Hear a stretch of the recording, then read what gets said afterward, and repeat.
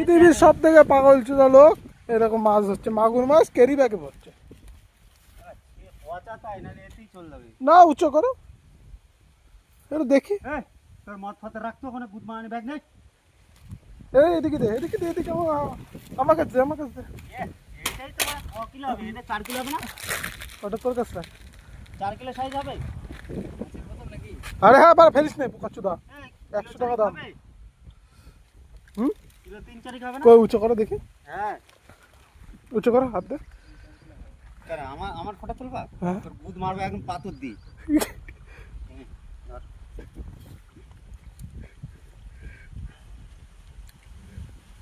চল আগে এইবার এতো তো এইবার আসবে। চপ এইবার ওরা যদি দেখে বলবে তোরা ব্যাগ এ ক কিলো হবে রে? তাই দেখ তো 3-4 কেজি হবে তো। দেখো তার মানে নদী শুকোয়, এই এই নদী শুকোয়, দেখো জল দেখো। নদীর বুধ মারা গেছে। আমার বড় এই ভিডিওটা ছাড়তে দেবে না রে মনে হয়। বুধ মারি এখন দেখো এত বড় নদী শুকোয়, সব পাথর বেড়ে রয়েছে মহারাষ্ট্রে চৈত্র মাসে। এই গান মেরেছে, এই তেলাপিয়া মাছ এইবার চলে, এই এদিকে দেখো চলে গেছে।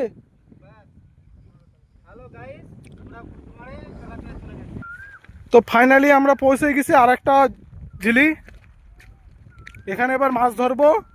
তারপরে সব তো ফাঁকা, এই গান মেরেছে। সব গার মেরেছে। হ্যালো গাইস, দেখতে পাচ্ছ ওই দুজন শিকারি যাচ্ছে, ওদের হাতে একটা 4 কেজি ওজনের, না মাগুর মাছ বলা যাবে না, হাইব্রিড মাগুরও বলা যাবে না, কুমির মাছ। হ্যালো গাইস, এটা আর একটা ঝিল, এতে তো একটু বড় বড় মাছ থাকার কথা।